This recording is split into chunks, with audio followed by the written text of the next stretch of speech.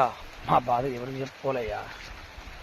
భగవంతుడు కూడా చెప్పచ్చో లేదో కానీ ఈ వర్షంలో కూడా ఇంత మంచిగా నీట్గా బండి తుడిచి పెట్టుకోవాలని అంటే మేము డ్రైవర్లమే అయ్యా.